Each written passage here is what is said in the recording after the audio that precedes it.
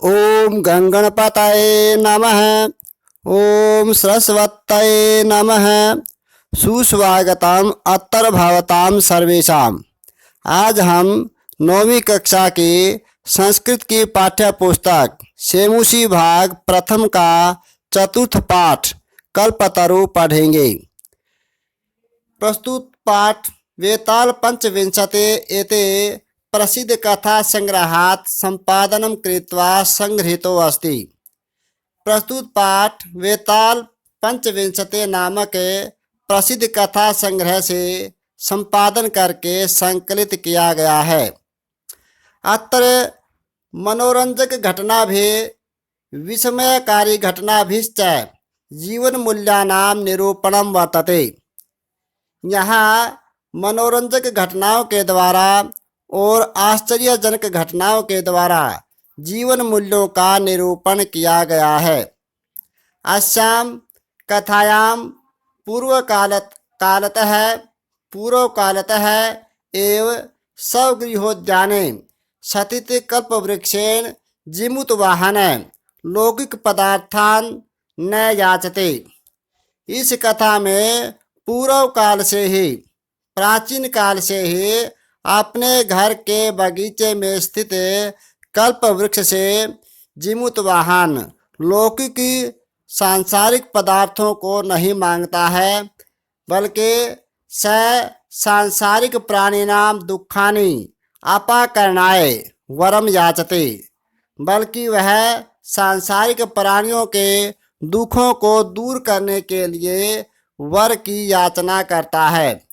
यतो ही लोक भोग्या भौतिक पदार्थ है जल तरंगवत अनित्य संति, क्योंकि जो लौकिक भोग हैं और सांसारिक भोग पदार्थ हैं वो जल तरंगों की तरह नाशवान होते हैं, वो अनित्य होते हैं। अस्मिन् संसारे केवलम परोपकारः एव सर्वोत्कृष्टम चिरस्थायी तत्वम अस्ति। इस संसार में केवल परोपकार ही सबसे उत्कृष्ट धन है और चिरकाल तक रहने वाला है। केवल परोपकार ही एक ऐसा धन है जो चिरकाल तक रहता है, और बाकी सभी धन जो हमारे भौतिक पदार्थ हैं और भोग के जो पदार्थ हैं वो सभी नष्ट हो जाते हैं, लेकिन परोपकार चिरकाल तक रहने वाला है। आइए हम इस कल्पतरु नामक पाठ को पढ़ते हैं। अस्ति हिमवान नाम सर्वरतन भूमि नगेंद्र है। नगेंद्र है नगानाम इंद्र है इति नगेंद्र है। नग नग का अर्थ होता है पर्वत, कि जो पर्वतों का राजा, इंद्र का अर्थ होता है राजा, पर्वतों का राजा। सर्वरत्न भूमि की सभी रत्नों की खान हिमवान हिमालय नामक पर्वत सभी पर्वतों का राजा था। अस्ति अस्ति का अर्थ होता है, ये वर्तमान काल में होता है इसका अर्थ, लेकिन जब अस्ति शब्द वाक्य के आरंभ में आ जाता है तब उस अस्ति का अर्थ भूतकाल में हो जाता है, तो इसका अर्थ अस्ति का अर्थ हो जाएगा आसीत, यानी था। आगे है तस्य सानो उपरि विभाति कंचनपुरम नाम नगरम। सानो सानो शब्द यहाँ पर सानु शब्द से बना है। सानु शब्द का षष्ठी विभक्ति का एक वचन है और षष्ठी विभक्ति का चिन्ह होता है का के की रा रे री। तस्य सानो उपरि उसकी चोटी पर, सानु का अर्थ होता है चोटी, और यहाँ पर छठी विभक्ति में का के की रा रे री कि उसकी चोटी पर, ऊपरी ऊपरी के माने ऊपर, उसकी चोटी के ऊपर विभाति कंचनपुर नाम नगरम, कि एक कंचनपुर नाम का नगर सुशोभित होता था। तत्र जीमूत केतु इति श्रीमान विद्याधरपते वसति समय। तत्र वहाँ पर जीमूत केतु इति कि जीमूत केतु नाम का एक श्रीमान विद्याधरपति रहता था। वसति ये लट लकार का है और आगे समय शब्द जुड़ा हुआ है, तो यहाँ पर इसका अर्थ हो जाएगा भूतकाल में रहता था। तस्य गृहोद्याने कुलक्रमागतः कल्पतरुः सतीतः। तस्य माने उसके, गृहोद्याने, गृहस्य उद्याने, यहाँ पर षष्ठी तत्पुरुष समास हो जाएगा। घर के उद्यान में, उद्यान माने बगीचा, उसके घर के बगीचे में कुल परंपरा से आया हुआ, कुल क्रमागत है, कुल क्रमागत कहते कुल परंपरा से आया हुआ। कल्पतरु सतीत है, कल्प वृक्ष नामक एक जो वृक्ष है वह सतीत था, विद्यमान था। स राजा जिमुत केतु तम कल्प तरुम आराध्य है, आराध्य माने पूजा करके, तम कल्पतरु माने उस कल्प वृक्ष की पूजा करके, तत्प्रसादाच्च और उसकी प्रसन्नता से, बोधिसत्वांश संभवम जीमुत वाहनम नाम पुत्रम प्राप्नोत। उस राजा जेमुत केतु ने उस कल्प वृक्ष की पूजा करके और उसकी प्रसन्नता से बोधिसत्व के अंश से उत्पन्न जिमुत वाहन नाम का पुत्र प्राप्त किया। प्राप्नोत, प्राप्नोत का हो जाएगा प्राप्त किया। स जिमुत वाहन महान दानवीर है, सर्वभूतानुकंपी च अभवत। वह जिमुत वाहन महान दानवीर और सभी प्राणियों पर दया रखने वाला था। तस्य गुणै प्रसन्न है, सब सचिवश्च प्रेरित है। राजा कालेन संप्राप्त यौवनम तम यौवराज्ये अभिषिक्तवान। तस्य गुणै उसके गुणों से प्रसन्न है, प्रसन्न होकर। सब सचिवश्च, सब सचिवई प्लस सचिव का तो होता है मंत्री, और अपने मंत्रियों से प्रेरित होकर, सचिवई यहाँ पर तृतीया विभक्ति का बहुवचन है कि अपने मंत्रियों से प्रेरित होकर राजा ने कालीन समय के अनुसार संप्राप्त यौवनम तम की युवावस्था को प्राप्त उसको युवराज पद पर अभिषिक्त कर दिया, प्रतिष्ठित कर दिया युवराज पद पर। किसको? अपने बेटे को।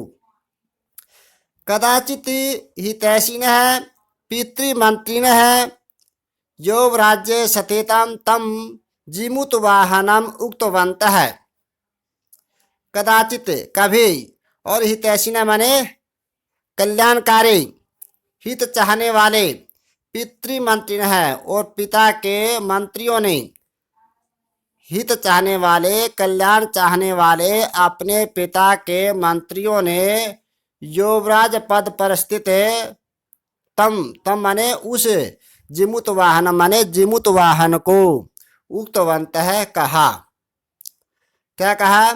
युवराज कि हे युवराज, यो अयम सर्व कामदः है, यो अयम जो यह सभी कामनाओं को देने वाला, सभी कामनाओं को पूर्ण करने वाला। कल्पतरु तवोद्याने तिष्ठति, कल्प वृक्ष आपके बगीचे में स्थित है। स तव सदा पूज्य, वह आपके लिए हमेशा पूजनीय है। अस्मिन् अनुकूले स्थिते सते शक्रोपि अस्मान् बाधितुं न शक्नुयात्। इसके अनुकूल रहने पर इंद्र भी हमारा कुछ नहीं बिगाड़ सकता, अर्थात इंद्र भी बाधा नहीं पहुंचा सकता। एतत् आकर्ण्य जिमुत वाहन अचिंतयत्। एतत् माने यह, आकर्ण्य माने सुनकर, और जिमुत वाहन अचिंत्यत, जिमुत वाहन ने सोचा। क्या सोचा? अहो, अरे, ईदृशम अमर पादपम प्राप्यापि, पर प्लस आप धातु, पर उपसर्ग है और आप धातु है और लप प्रत्यय, और फिर आगे आपे पर प्लस आप प्लस लप, प्लस अपि कि अहो अरे ईदृशम अमर पादपम, इस अमर वृक्ष को प्राप्त करके भी पूर्वई पुरुषई अस्माकम, अस्माकम माने हमारे, और पूर्वई पूर्वजई माने अपने पूर्वजों ने, तादृशम फलम किमपि न प्राप्नोते, वैसा कोई भी फल प्राप्त नहीं किया, किंतु केवलम कश्चित अपि कृपणई, कश्चित अपि अर्थ है अर्थित है, लेकिन केवल कुछ कंजूसों ने कुछ धन ही मांगा, अर्थ माने धन, अर्थिता माने मांगा, कि कुछ कंजूसों ने कुछ धन ही मांगा। तद अहम अस्मात् कल्पतरोः अभीष्टम साधयामि, इसलिए मैं इस कल्प वृक्ष से अभीष्ट की साधना करता हूँ। एवं इस प्रकार आलोच्य विचार करके स पितुः अंतिकम आगच्छते, वह अपने पिता के पास गया, पिता के पास आया, आगच्छत माने आया। आगत्य च, और आकर सुखम आसीनम पित्रम एकांते नैवेदयात, और आकर सुखपूर्वक आसन पर बैठे हुए अपने पिता को एकांत में निवेदन किया। तात पिताजी तवम तू जानासी, एव आप तो जानते ही हैं कि यद अस्मिन संसार सागरे, कि इस संसार सागर में अशरीरम इदम सर्वम धनम, कि शरीर से लेकर यह सारा धन विचिवत चंचलाम, की तरंगों की तरह चंचल होता है। जैसे समुद्र में नदी में तरंग होती हैं, एक बार तरंग उठती हैं फिर नष्ट हो जाती हैं, खत्म हो जाती हैं, उसी प्रकार यह तरंगों की तरह चंचल होता है। जो सारा धन है तरंगों की तरह नष्ट हो जाता है। एक है परोपकार एवं अस्मिन संसारे अनश्वर है, केवल एक परोपकार ही इस संसार में अनश्वर है, मतलब नाश न होने वाला, नष्ट न होने वाला है, सदा रहने वाला है।